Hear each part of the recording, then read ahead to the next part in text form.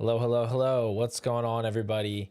Welcome in to the stream this afternoon. Wonderful Thursday. Didn't get a chance to record a new video that I could post, so figured we would go live and talk about some Dynasty trades you guys submitted in the Pure Potential Discord. Link in the description, by the way, if you're watching this, maybe watching the replay and you're not sure. You didn't know there was a Pure Potential Discord. It's down in the description. Totally free to join. Over 600 people in there now. It's awesome, awesome community. Going 24 hours a day. A lot of people already hanging on the chat. Love to see it. Bindles was first though. Hit with the salute. Good afternoon, my friend. Tiptoe Tooth is ready to go. Mark, what's going on? Yellow Dog, one of our elite YouTube members here in the chat, also hitting the salute. Happy to see you guys. Go Birds. Scoots Tape, always ready to go with the Go Birds. Yeah, so we're here. Actually rocking a new camera. Picked up the Sony A6100. I know almost nothing about cameras, but I heard it was a good one. Figuring it out. I think it looks pretty good. Hopefully the delay issues are going to stop happening because I'm not using my iPhone and some third-party software to run it through OBS. So hopefully the delay is gone, which is the big thing with the mouth synced up with the video. People were complaining about that. So hopefully that's looking better. I will keep fiddling with it as needed. But anyway, happy you guys are here. Connor's right. Best free Discord out there. Boys help me crush my startup. And that's not just me. Like, that's the people in there are awesome, super active, helpful. It's a great time. So all right, awesome. So I'm not gonna delay things too much here. I will get into the trades shortly because we have a lot that we want to get through. But you know what? We're gonna get through them all. So Piro likewise says, I'd pay money for that Discord. Please don't kick me out and charge me. Too late. I already have all my best guys locating your username in the Discord. We're going to get you kicked out, and I will send a bill to your address as soon as possible. There is a paid version of the Discord. Well, it's the same Discord, but there are paid channels for the YouTube members. That's where I typically am more active in the members chat, the Dynasty rankings, the rookie talk. There's a bunch of private channels for the members. And if you are interested in YouTube membership, there's a link in the description to that as well. But here we go. We're going to go jump into the first trade here. I'm going to try to go through these mostly in order for my own sanity, because that's where I have them listed here, right here in the Discord with all the league info, context, and stuff. I tried to limit it to one trade per person. Some people dropped 3 or 4 trades in there, which is totally fine. But I went ahead and just grabbed the one I thought was maybe the most interesting or that I had actual thoughts on. So we're going to start with the first one that was dropped in here like a minute after I announced the stream. And this is from Bana, one of our pretty active Discord users. Said this was a start 9 Superflex League 10-teamer. No tight end premium, full PPR. And I love this trade, man. This is a great deal. I did have James Cook listed as a sell in a video a couple weeks ago. And here he gets quite a return for James Cook. He gets Kenneth Walker, Cooper Kupp, and Alvin Kamara for James Cook. I personally have Ken Walker ranked ahead of James Cook in Dynasty. I know that's not necessarily the consensus. Even if you view Cook over Walker, I just don't see how this isn't clearly the Walker side. Like, Cooper Kupp could retire tomorrow, and I still think this is easily the package side of the deal.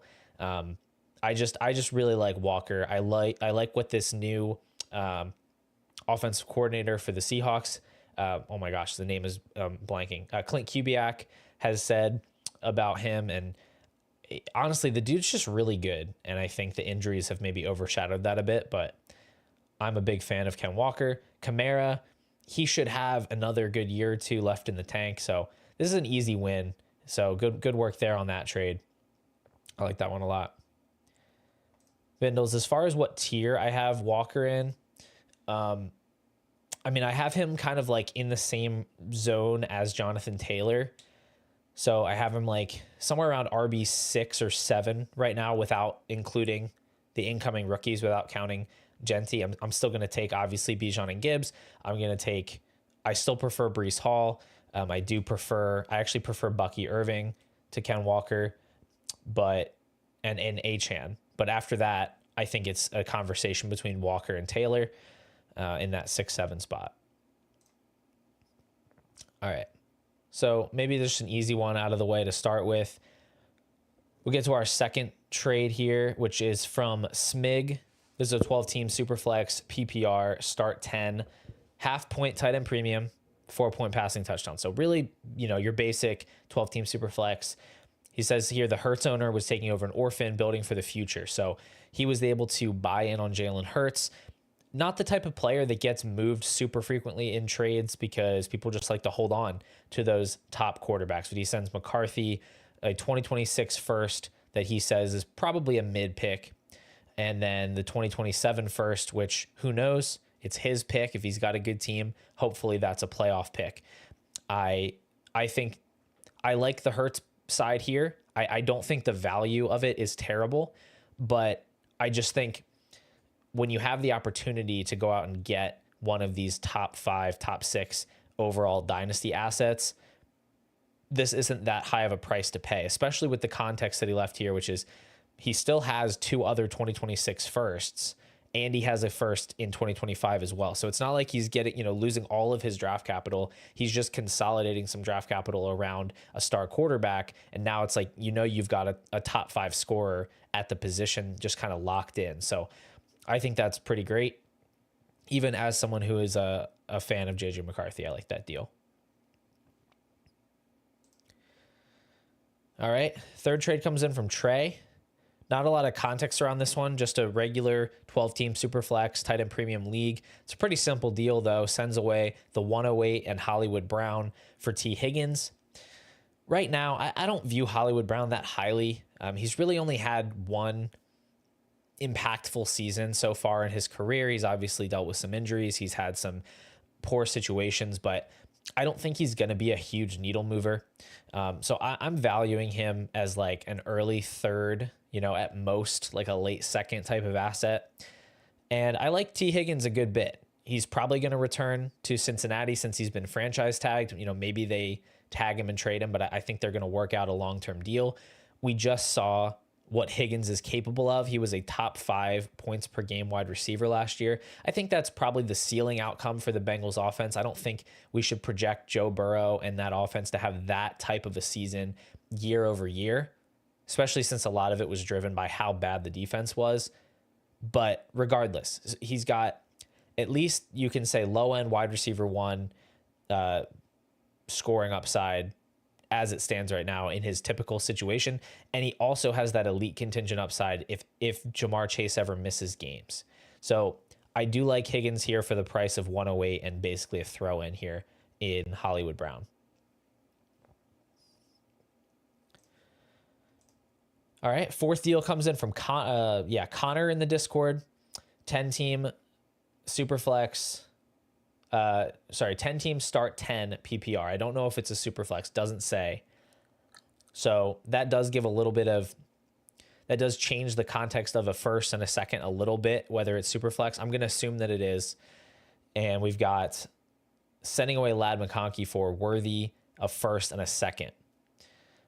I am a huge fan of Lad McConkey. I like him a bunch. I have him ranked as like a fringe top 24 overall asset in Superflex. But I think this is a fair return. And so what I'd say is this is the type of deal I can definitely see making if I'm looking at a team that's maybe slightly below average in value, a team where maybe I didn't have my own 2026 first, or I just am low on draft capital in general. My team is aging out. I could see tearing down from Lad, taking the shot on Worthy, and then getting these extra picks. I think it's enough value to move off of Lad, even though I'm not that sold on Worthy as like a super high upside guy.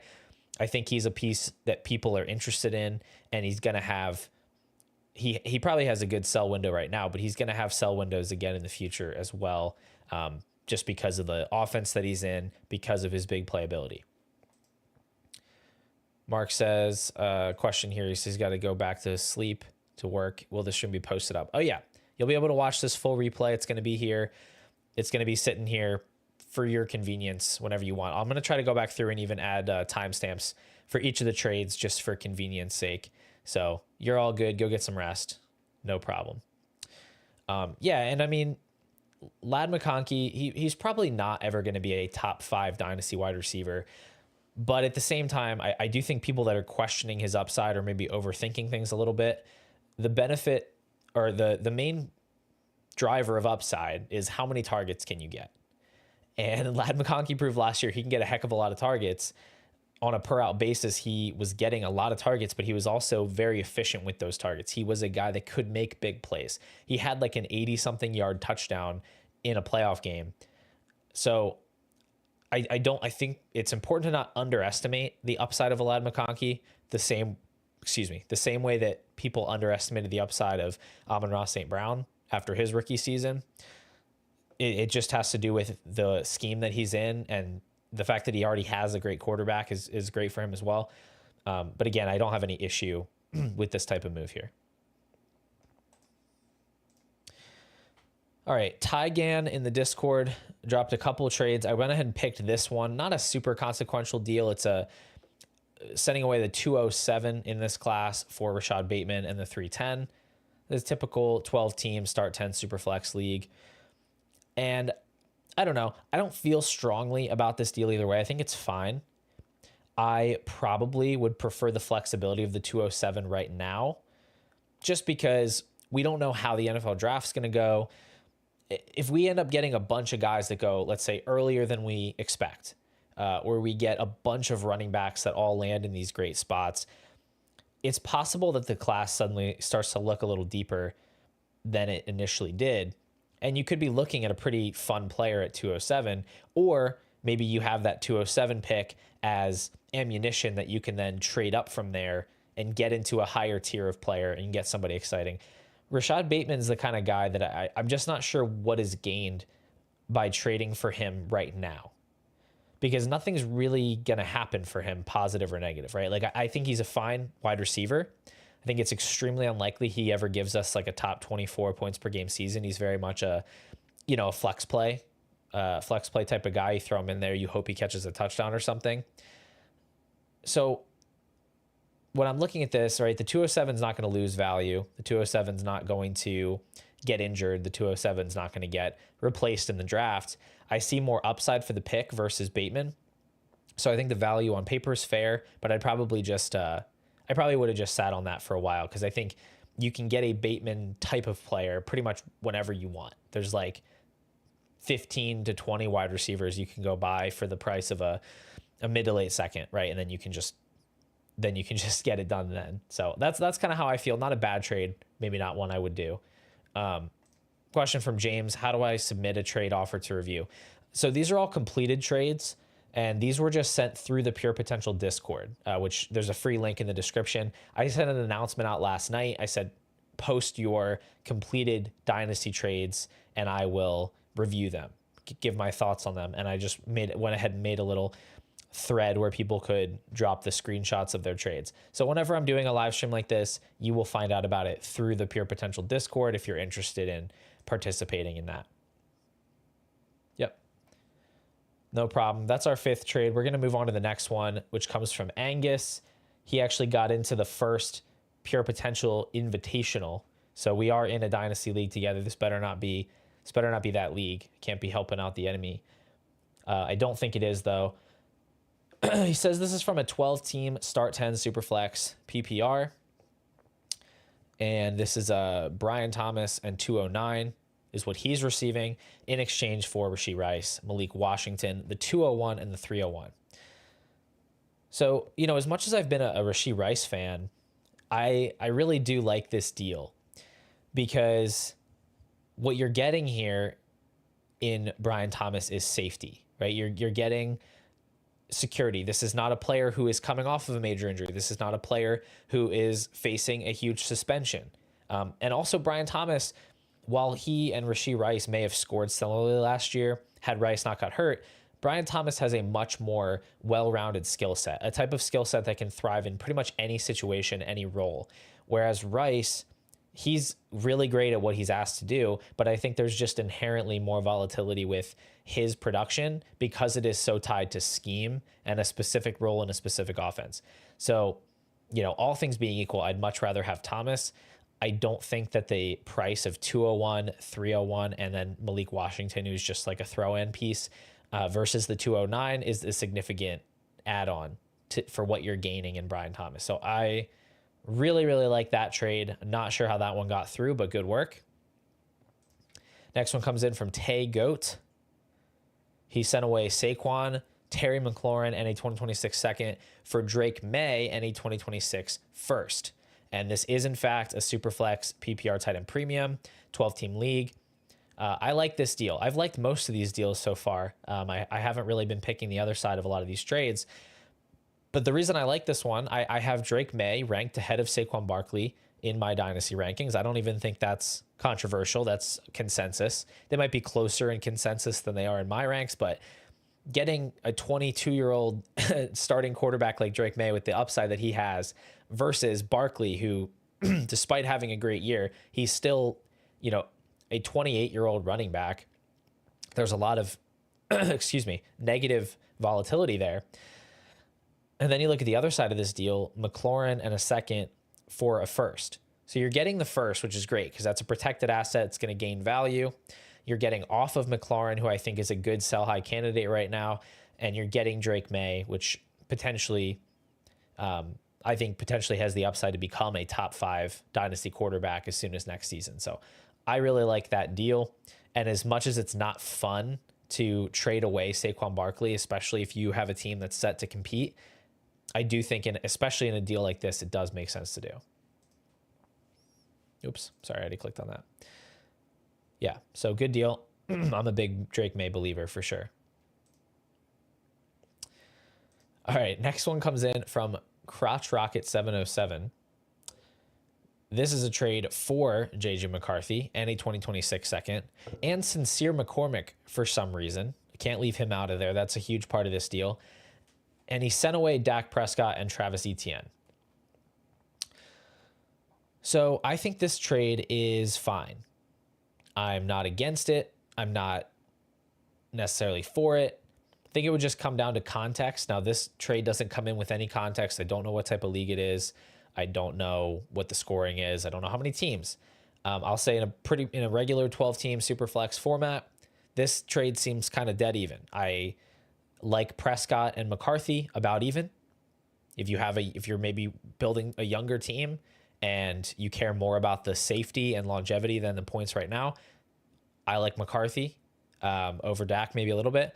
And then the second versus Etienne, it's kind of the same thing, right? I could see trading a second for Etienne in a spot where I'm light at running back. I'm planning to compete. I'm willing to take the shot on him, bouncing back after kind of a down year. On the other hand, if I'm just looking to prioritize buying power, I'm looking to create some safety in my roster, I could see trading him away for a second. So this one seems dead even down the middle. I don't have a strong preference either way. Alrighty. Next comes in from Jake D. Snake, who, if I'm reading this correctly, was able to trade Ricky Pearsall straight up for Bryce Young. This is 12-team Superflex, PPR, start 10. I think that's a pretty good deal. I mean, I think Ricky Pearsall looks like an interesting year 2 breakout candidate, especially with the Debo news that he's going to be moving on. But when you can trade him and literally nothing else for Bryce Young, I think that's a good move. After what we saw last year, Bryce Young's going to have some longevity. He's going to have some safety as a starting quarterback, I think. And obviously, yes, I'm kidding. Like, Kyle Pitts is here in the screenshot.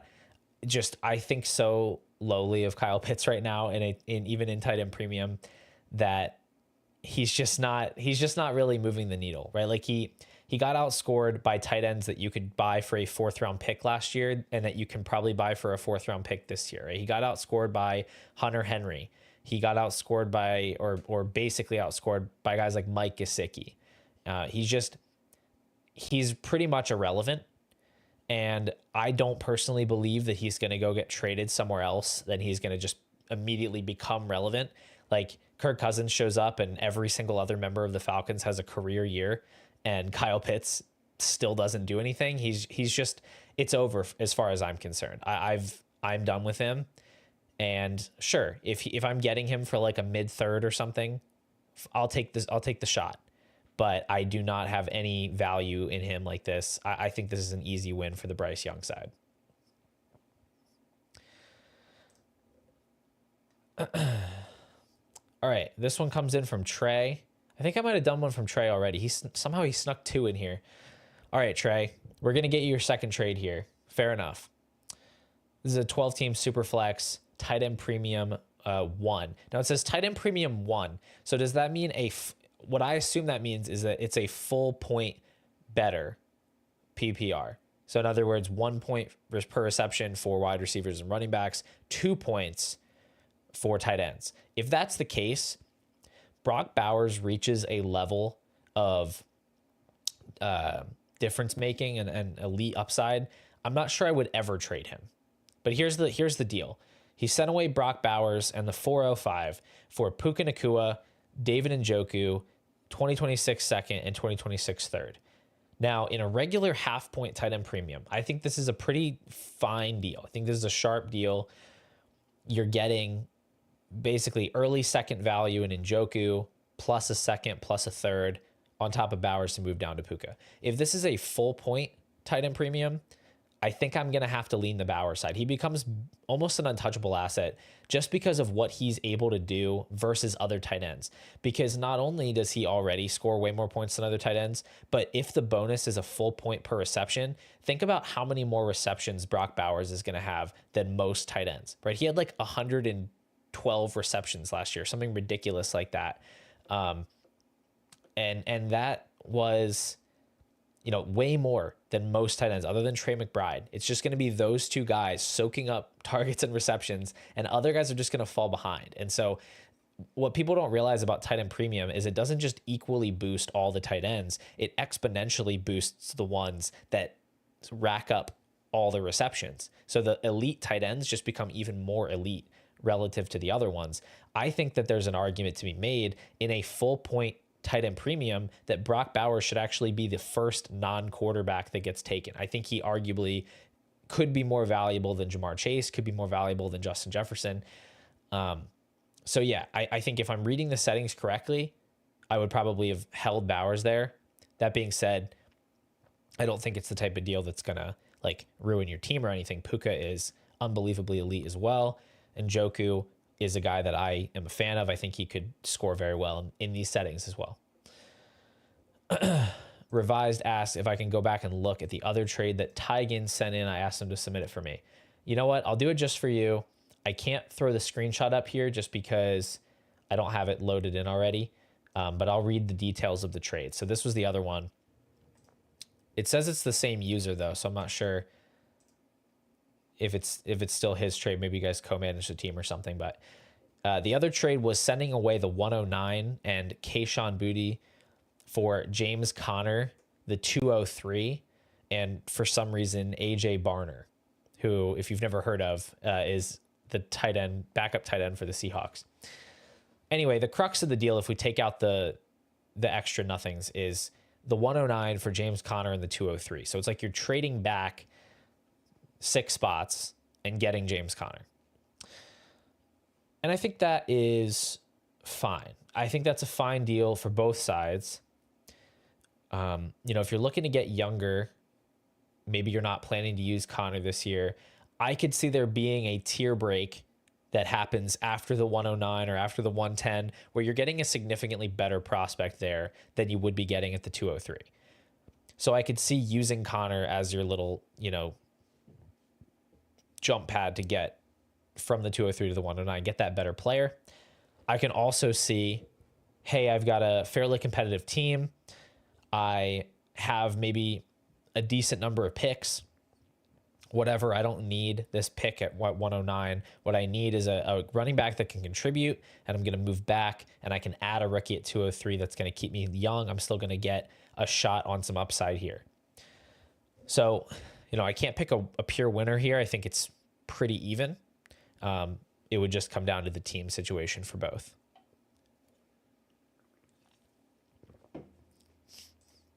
All right, let me find my spot here. Scroll back down. All right, great. So this next trade comes in from Freelster, another one of our wonderful YouTube members, league winner, top tier YouTube member. And I think I saw a message earlier in the stream, so he should be here right now. He sent away DeAndre Swift and Jordan Love for Lad McConkey and Will Levis in his 10-team Superflex Start 11 PPR. He says, most of my team's value was at quarterback. So there's two important pieces of context here that I think make this a winning trade for him.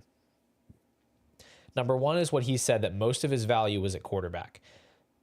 It's great to have valuable quarterbacks, but at the same time, having a surplus of quarterback value, it can be hard to then move that into other positions, because typically people want to do these quarterback swap deals.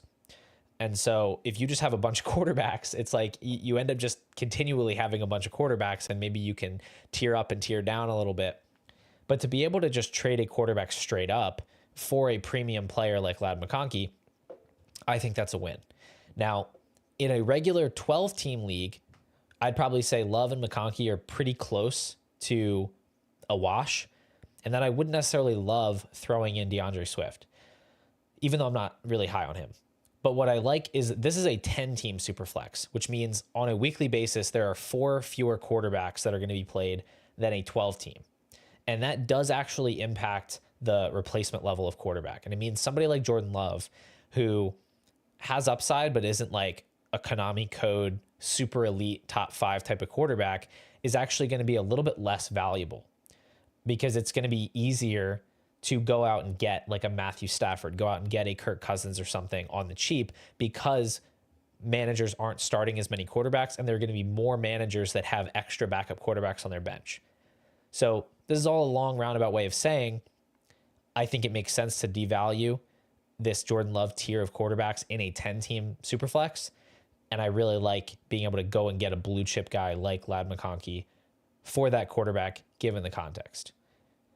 And Wendell, you're absolutely right. Will Levis is not good. I don't think he matters for this deal. I don't think it's relevant. Like, he could drop Will Levis, I wouldn't care.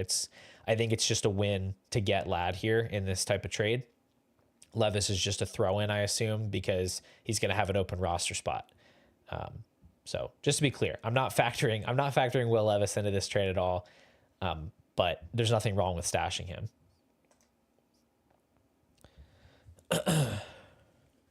All right.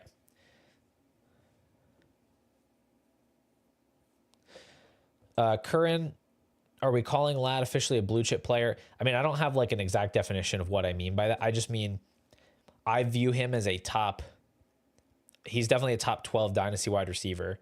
I think he's a fringe top 24 overall asset. So I would say, like, that sounds blue chip to me, right? Super high upside. In other words, you're not breaking Jordan Love down into like a bunch of small pieces, right? You're trading him for a high-end asset, high-end scoring asset. And yeah, I'm comfortable calling him that. All right. Andrew, I think you're missing the point here. If you're trading for Levis, that's no bueno. Nobody's trading for Levis. He was trading for Lad McConkey, and Will Levis came along for the ride. I don't think he was an important piece of that trade. I wouldn't be too worried about it. All right. This is our 12th deal. I have 24 trades loaded up here, so we're going to have to move maybe a little more quickly through the back half here to get these all done. This one comes from King Rook, who is in a 16-team, 1 quarterback, PPR half tight end premium, start 9. He traded away Jaxon, Smith-Njigba for the 103 and Jalen McMillan. I think this is a good trade. I think even though it's one quarterback, I still like that 103 pick. I wouldn't trade the 103. I wouldn't trade JSN straight up for the 103 in one quarterback. I wouldn't do that. I would keep JSN. But I think McMillan is a guy who has enough he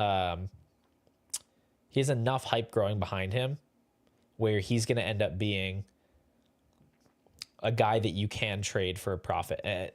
It's going to be tricky because right now it seems like Chris Godwin is more likely to return to the Buccaneers. That's going to have a negative impact on McMillan's value perception, but I still think he's a guy you can get like early second type of value for. So if we think of it that way, right, think of it as an early second added on to the 103, I think I'd be comfortable trading JSN for the third best rookie in this class and an early second and a future second and a third or something like that. I don't think it's going to be that big of a drop off. It could potentially be the RB2 in the class. It could potentially be Travis Hunter if he turns out to be a full-time wide receiver, right? You're going to get a good player there at 103. So I think the addition of McMillan pushes it over the edge there. Question from Unicorn Cupcakes, bonus trade here. Should I trade Bijan for Rome and the 101? Yeah, I think I would do that. I have Bijan ahead of the 101, but it's not like a humongous gap. I think Rome is a guy who's still worth at least late first value. I would definitely trade Bijan for Genti in a late first. That works for me. All right, next deal comes in from Rod J. This is the one on the thumbnail. So this is an 8-team Superflex PPR. First of all, go join a league with more managers because 8 teams is kind of wild to me. I don't think I've ever seen an 8-team Dynasty league. But he was able to trade Trey Benson and the 203 for James Cook. Now, I don't think I remembered that this was an 8-team league when I put it on the thumbnail. It might not be quite as much of a fleece as I initially thought because the 203 in an 8-team league is actually going to be like the 111 in a regular league, just to be clear, because you've got 8 first-round picks and then 1, 2, 3. So it would be like the 11th rookie pick. That being said, I don't value Trey Benson very highly at all. I think he is in a pretty bad situation to gain value or contribute in any way this year. He's really just dependent on a James Conner injury. And even then, there's no guarantee he's going to find himself in like a full-time fantasy-friendly role because the team seemed insistent on using guys like Michael Carter and Amari DiMercato last year as third down pass catching type backs. So I think Trey Benson is like teetering on total zero. He's a handcuff at best right now. So to get James Cook for the 11th best rookie and Trey Benson, I still think that's a pretty solid win. And you know, if it's me, I'm looking to flip James Cook after this trade because I don't believe that he's going to replicate what he did this year in the future, but I still think he's a much better trade chip than these other 2 assets. So I like the deal. All right, next one comes in from T-Hum, one of our longest tenured YouTube members. He's been around for almost since the beginning, and he's got a little trade here. It's purely rookie picks that he's moved in this deal. He traded away the 101 along with the 110 for the 102, the 107, a 2026 first, and a 2026 second. And as much as I think that there is a solid gap between Ashton Genti and the second best rookie in this class, right now probably Ted McMillan, this is more than enough to make up for that difference. Look at what he's able to do here to move down one spot. If you want to think of it that way, as a trade down from 101 to 102, he gets to upgrade his 110 to the 107 while adding an additional future first and a future second. That is a ton of capital. That is a ton of buying power to add to your team just to make that one move. And again, he's in a different tier. Genti's in a different tier than the other rookies. This is still more than enough to make that deal. All right. So good work there, T-Hum. Next one comes in from Clanger34. 12 team start 10, PPR Superflex, half tight end premium. Traded away Justin Jefferson for Puka Nacua and a 2026 first. Certainly not often that I'm looking to trade away Justin Jefferson. That being said, this feels like a decent way to do it. You're getting a guy in Puka. You look at early underdog drafts right now. Puka Nacua is being drafted 1-2 slots behind Justin Jefferson. Their outlooks for 2025 are basically identical. And you're picking up a first round pick on top. I understand Jefferson is one of one, right? Like, he's an amazing wide receiver. He is one of the best in the game. He's incredibly safe. That being said, have we not seen enough from Puka through 2 years to say he's basically the same guy? Like, not the same player, but he's basically on that, almost on that same level of, he just produces, right? He just gets targets. He had like the most 100-yard receiving games in the NFL last year, despite missing 5 weeks. I think he's almost as safe as they come. And I do have Jefferson a tier ahead of Puka, but I think the first round pick more than makes up for the difference there. And the Stafford rumors of him maybe leaving the team, that's definitely scary. But at the same time, we still have Sean McVay here. And much like Kevin O'Connell with Sam Darnold, I think whoever Sean McVay is bringing in to replace Matt Stafford, probably going to be able to run the offense effectively, going to be able to get the ball in Puka's hands. He's going to have manufactured touches. I'm not really worried about Puka as far as the Stafford stuff goes. So I think this is a good deal to move down, or to sort of tier down at wide receiver, not really sacrifice any upside, and then pick up a first round pick.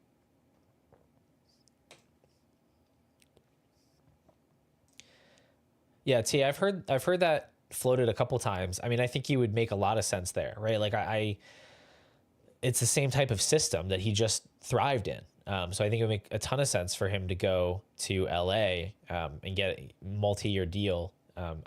He's not Matt Stafford, but I think he would be able to succeed in a McVay style offense. All right. Next comes in from Zeb. Zeb traded away Patrick Mahomes, Gardner Minshew, the 105 and the 104, and received Jonathan Taylor, Jayden Daniels, and Marcus Mariota. This is a 12-team Superflex PPR tight end premium, 6-point passing touchdowns, and 0.1 points per carry. The points per carry thing is a little bit important here. 0.1 is not a huge premium, but it is going to impact Jayden Daniels and Jonathan Taylor a little bit. If you think of Jonathan Taylor as a guy who's averaging something like 18 carries a game, he is going to score an additional 1.8 points per game off of that usage.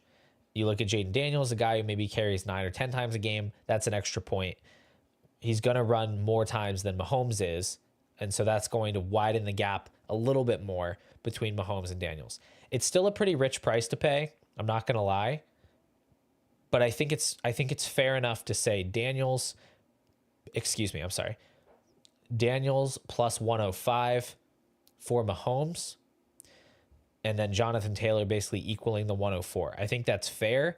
And when you can make a fair trade that ends with you getting arguably the number one player in Dynasty on your team, I think that's a good trade to make. And T, I already have Daniels ranked ahead of Josh Allen.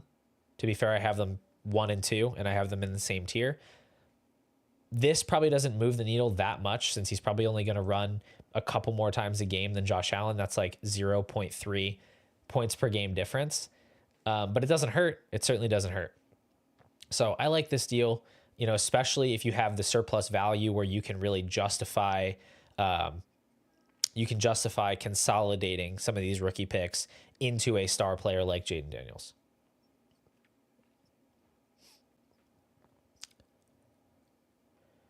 All right. Next trade comes in from Doc Birdie. I do have something from Martin here in the chat. Let me just grab this real quick. Got to sell one of these quarterbacks. Herbert, Hurts, May. Who should I down tier to? I mean, if I'm looking to sell one of these guys, I'd probably sell Herbert, and I would hold Hurts and May.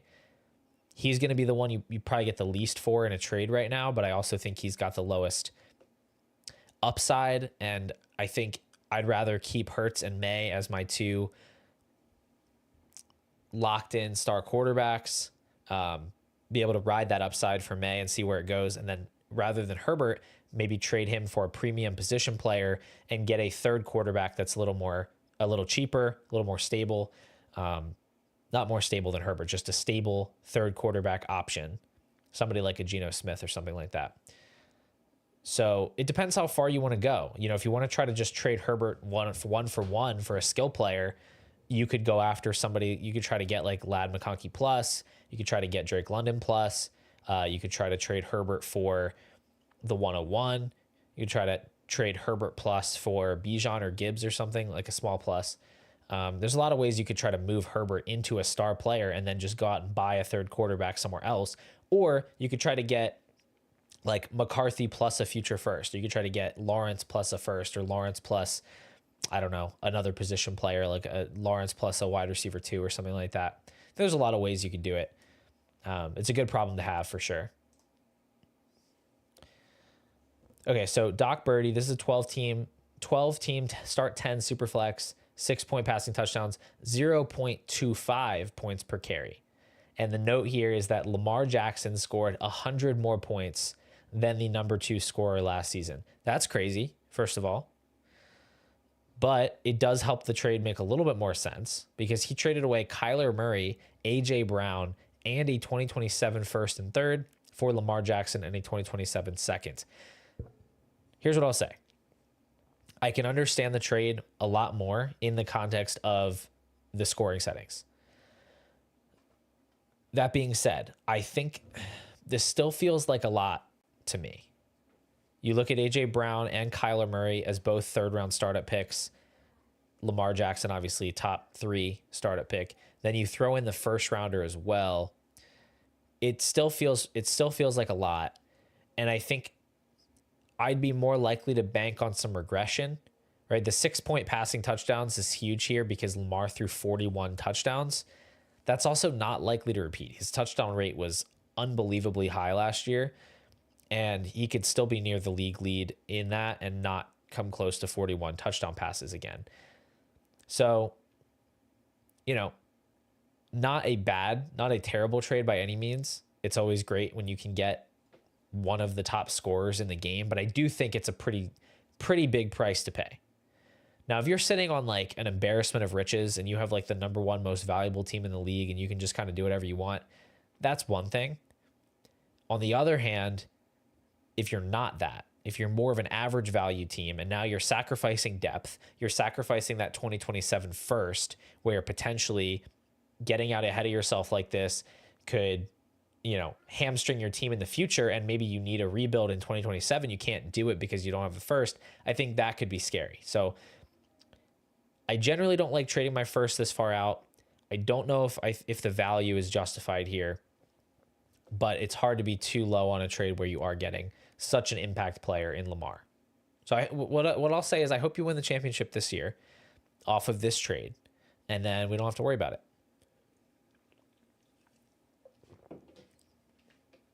All right, this one comes in from a newer member of the Discord, Bizarre Curdy. Not really a lot of context given here, but also not really a lot needed because the 101 is the same in all league formats. It's Ashton Genty, and this trade is basically Ashton Genty for CeeDee Lamb. Assuming this is a PPR league, I'm taking CeeDee Lamb. Definitely taking CeeDee Lamb. No question about it. If this was like somehow a standard league, it would be a different story. Half PPR, I'm probably still taking Lamb. So, yeah, I mean, good deal. Capitalizing on kind of a poor ending to the season for the Cowboys offense. If people are going to devalue what CeeDee Lamb can do, maybe people are overly concerned about the Schottenheimer hire in Dallas. I don't care about any of that. CeeDee Lamb is awesome. That's a good deal. Okay, we're on to trade number 19 here from Joel PR83. 12-team Superflex, PPR, 1 tight end premium again. So, again, I'm assuming this is a full point tight end premium. Start 10, and you also get a 0.25 bonus for first downs. as another bit of context, he wanted to upgrade from Richardson. Probably a good call. And Daniels outscored Bowers by 70 points in this league. So one thing I'll say, I don't think it matters how much Daniels outscored Bowers by, personally. What matters is how much Bowers outscores the rest of the tight end position. Because you're still going to start another quarterback. Even if you didn't go out and get Daniels, you're going to get a quarterback that you're going to start. And the difference between between Daniels and that other quarterback is really what you're debating here, because you're not playing Daniels in the tight end slot. You have to play a tight end in the tight end slot. The gap between Njoku and Bowers in a full point tight end premium is arguably going to be greater than the gap between Daniels and Richardson, or Daniels and whoever else you were going to start at quarterback. So I don't know if that's the right framing. I would still take Daniels over Bowers, even in a 1 point tight end premium. But the addition of that 2026 first does make this one tough for me. Because I think Njoku and Richardson in this much of a premium is pretty much a wash. I think Daniels is better than Bowers, but I don't know if it's by a full first. So probably wouldn't have made this deal, but it's not like terribly far off. Like if there was another second on the Daniels side, I think I'd feel fine about it. Sorry guys, kind of losing my voice a little bit. I haven't gone this long on stream in a while, I guess. All right. Got a few more deals here. You guys really sent in a lot of trades. Again, I apologize I can't get to every single one of them, but wears me out. Maybe I can do this more often if it's something people like. This one comes in from Vaitush in the Discord. Sends away Mike Evans and Tyreek Hill for a 2026 first and a 2026 second. Both rebuilding teams. Oh, sorry. He sent two trades. He's not saying both sides of this trade are rebuilding teams. It'd be pretty weird for a rebuilder to trade for Evans. So he made this deal on a rebuilding team. Normal 12 team start 10 super flex. And I think this is totally fine. I think you look at where these guys are going to be going. You look at where they're going right now in startups and understand that they are going to become less valuable following this season, no matter what happens, with Evans going to be going into his age 31 season, Tyreek Hill in his age 31 season. These guys are going to be extremely volatile assets. They're going to be extremely risky if they get an injury during the season or they start off slow. So even though this seems like maybe a little bit less than market value right now, I think it's fine to lock in that safety of the rookie picks early, knowing that you're not going to compete in 2025.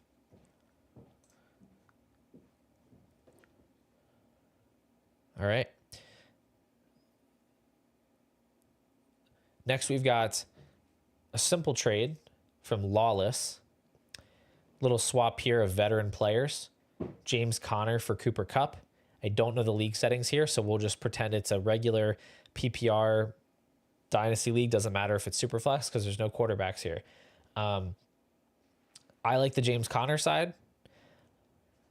I think we're going to see Kupp on a new team. There are a lot of places he can go that are worse than LA. I don't think there are that many places he could go that are better. And what we saw from him towards the end of the year is he looked pretty cooked. I don't know for sure if he's totally cooked. He could find himself in maybe more of like an Adam Thielen type of role on a different team that doesn't have a target vacuum like Puka Nacua, and maybe he has a little resurgence. But I think Conner and Kupp are in a similar spot in their age curves. And Conner just looked way, way better last year as a running back than Kupp did as a wide receiver. He has an extension. He has a job locked up. I just don't see what the benefit is of going for Kupp. I think someone trading for Kupp in this situation is chasing a ceiling that no longer exists, when Conner is more likely to be the higher scorer between the two in the vast majority of scenarios. All right. Next, we got one from AJ DeBeast2, another one of our YouTube members. He made a couple of trades here. This is the one I thought was more interesting.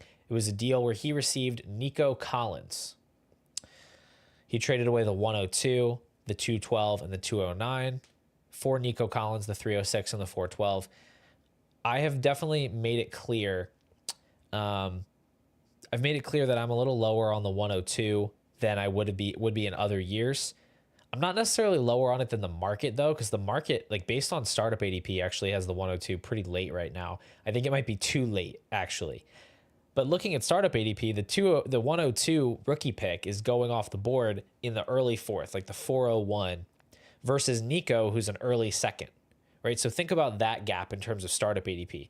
You really shouldn't be able to move up 2 rounds in a startup for a couple of late seconds, especially when you're getting other late picks in return, 306, 412. I think the difference between 209 and 212 versus 306 and 412, it's not that significant when you think of the difference between what you already have in Nico Collins as a wide receiver 1 versus the uncertainty of a Ted McMillan or a Travis Hunter or whoever it is at 102. I think this is a good move to go and just lock up the known commodity in Nico Collins. Okay, we got 2 more trades, guys. If you want to throw any other like last minute questions in here, I'll try to hit a couple of those before we close this thing out, keep it to an hour, and then we'll get out of here. But this one comes in from Cobb J, 10-teamer, 11 starters, Superflex PPR, traded away Rashee Rice and the 102 for Marvin Harrison and the 108. Unfortunately, this is going to be one that I don't like very much. And let me just go over why. So Marvin Harrison was obviously touted as a very good prospect. He came out and he didn't actually have like an egregiously bad rookie season. He did not have a strong rookie season. He did not have the type of rookie season that gives you supreme confidence that elite type seasons are coming. So when I look at Harrison versus the 102, which is going to be the best wide receiver in this class, again, probably Ted McMillan, who's projected to get top 10 draft capital. Personally, I don't see a huge gap between those two guys, knowing what we now know about Marvin Harrison after his rookie year, because he's not going to have the same type of value insulation going into year 2 that he had as a rookie. If he comes out this year and he continues to be underwhelming, if he doesn't live up to expectations, he's going to see a lot more of his value chip away. And so I have Harrison and 102 ranked pretty close together, which for me means this is basically Rice versus the 108. And I am taking Rashee Rice over the 108 so easily, just knowing what he can do as a fantasy wide receiver in this Chiefs offense. Even if he's going to miss half the year, I don't care. That's so much more appealing to me than whatever I'm getting at 108, whether that be the 3rd or 4th best running back in this class, whether that is Luther Burden or something like that. So I would rather have Rice in the 108. That means I prefer the Harrison side. Or sorry, I prefer the Rice side. So I unfortunately not loving your end of this deal. All right, last one I have loaded up here. This one comes from El Cleverino, 12-team Superflex, start 11, start 2 tight ends, half tight end premium. I guess I can understand why Cade Stover has a little bit of value in a start 2 tight end league. Either way, this is a rebuild scenario. He traded away the 101 for Patrick Mahomes. I have Patrick Mahomes ranked ahead of the 101, and I think in a rebuilding situation, you'd rather just go ahead and get that safe quarterback rather than the rookie running back.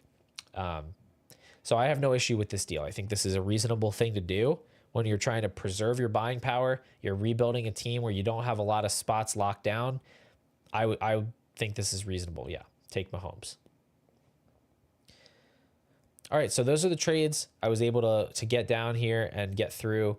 Appreciate you guys sending those in. Let me just scroll back up through the chat a little bit, maybe address a couple other questions that were asked. We got a question on Judy, my take on Jerry Judy. I view him as equivalent to kind of an early second, maybe like a 203, 204 type of value. I think that his totals last year are a little bit blown out of proportion by the sheer passing volume that we saw from the Browns. Jameis Winston was averaging over 40 attempts per game. That really helps you rack up the receiving yards.